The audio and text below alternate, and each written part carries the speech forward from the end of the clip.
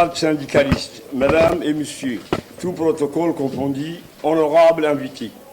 C'est pour moi un honneur et un immense plaisir de s'exprimer du haut de cette tribune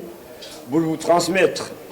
nos meilleurs vœux à l'occasion de la célébration de la fête internationale du travail le 1er mai 2026. Je voudrais tout d'abord profiter de cette occasion, cette journée symbolique pour le monde du travail, et saisir l'occasion pour adresser en mon nom personnel ainsi qu'au nom du comité exécutif de l'IGTD nos meilleurs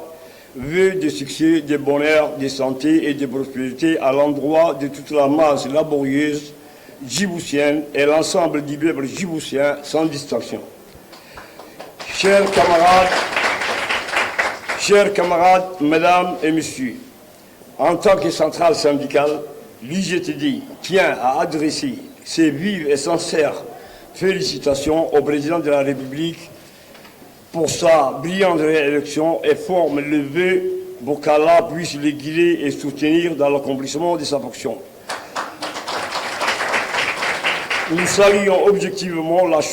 les choix portés sur le président de la République qui reste à nos yeux un rempart contre toutes sortes de mauvaises agitations pouvant porter préjudice à l'évolution de notre pays, d'autant plus que grâce à sa diplomatie de sagesse et sa politique clairvoyante nous ont permis d'être reconnus comme un arbre de paix dans une région tourmentée en proie et en conflit. En effet, il est vrai que le mouvement syndical est reconnu comme étant apolitique. Mais encore, faut-il souligner avec pertinence qu'en vertu de sa qualité de partenaire social et d'acteur non étatique, il est de notre devoir d'apprécier ouvertement les efforts salutaires et les actions réalisées concrètement par le président de la République depuis son accession à la magistrature suprême et dont les réalisations ont grandement influé sur l'amélioration des conditions de vie, de travail des forces productrices djiboutiennes qui ont exprimé lors de la récente campagne électorale leur mobilisation massive et unanime pour soutenir le président IOG. Mes chers camarades, mesdames et messieurs, par ailleurs, la fête du 1er mai constitue un repère particulier qui nous permet d'évaluer les avancées notoires engagées pour l'amélioration des conditions de vie des travailleurs djiboutiens.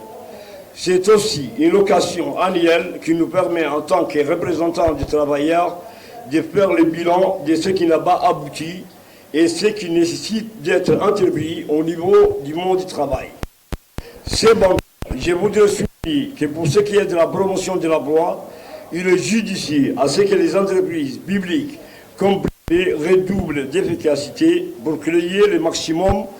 d'emplois, surtout en faveur des jeunes diplômés et ceux qui ont des qualifications professionnelles. La réalité actuelle de cette année 2026, marquée par le déclenchement du conflit au Moyen-Orient, perturbant les flux de marchandises au niveau maritime, nous assistons à une flambée des prix excessive concernant certains produits de première nécessité.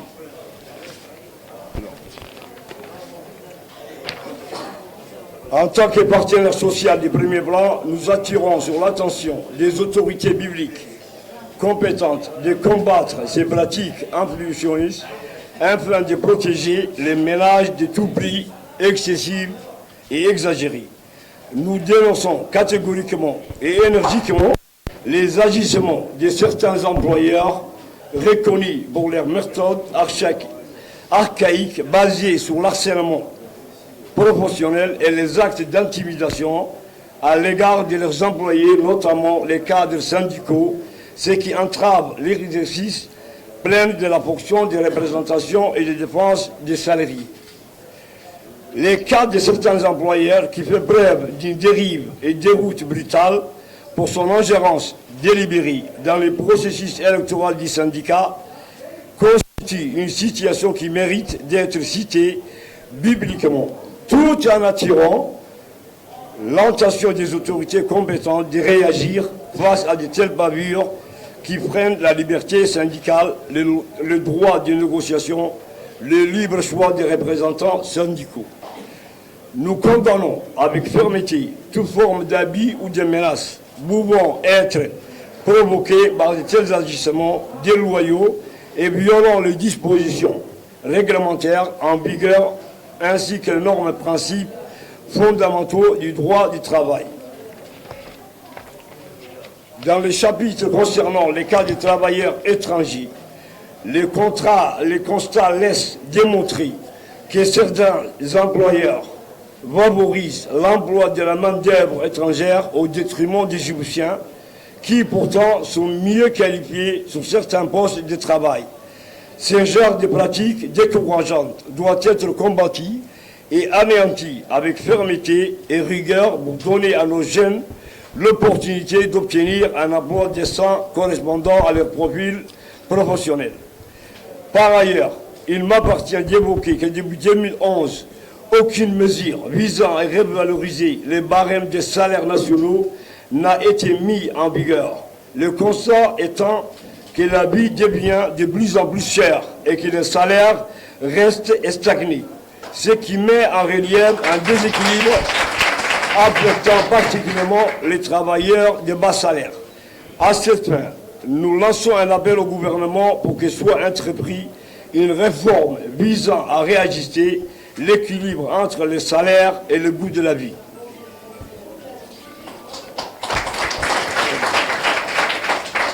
Sur le plan de l'accès au logement, il convient de mettre en évidence que les travailleurs éprouvent des difficultés pour obtenir l'acquisition d'une parcelle de terrain. Pourtant, le président de la République a ouvertement affirmé que l'acquisition d'un toit est un droit fondamental et à titre de preuve, il a mis en place l'agence dénommée Fondation Droit au logement. De plus, l'accès à un logement social abordable est devenu un luxe réservé à certains privilèges. Et c'est pourquoi il est primordial de faciliter aux travailleurs le droit d'accéder à un logement décent sans contrainte ni difficulté. Par ailleurs, en tant que partenaire social, je voudrais affirmer que nous saluons les efforts entrepris par le ministre du Travail depuis qu'il est à la tête de ce département et les entrepris sous sa houlette ont contribué à renforcer les consultations tripartites relatives aux normes nationales et internationales du travail. À ce titre, il convient de citer que grâce au leadership du ministre du Travail, nous sommes parvenus à parfaite condition de résoudre plusieurs crises d'ordre professionnel ainsi que des différends individuels qui ont été résolus dans le respect des dispositions textuelles en vigueur. Toutefois, l'IGTD, sa profonde disponibilité de redoubler ses efforts pour promouvoir les dialogues sociaux comme fondement essentiel de la paix sociale et s'engage à s'acquitter de ses rôles et responsabilités pour l'événement des relations professionnelles saines et harmonieuses. Pour clore mon allocution, je tiens à affirmer avec force et conviction qu'en tant qu'acteurs des premiers blancs dans la chaîne de production, les travailleurs djiboutiens sont profondément engagés dans la marche socio-économique et exprimant leur confiance à l'avenir de notre pays qui évolue vers des paliers brisés. Sur ce, je clôt mon allocution en vous souhaitant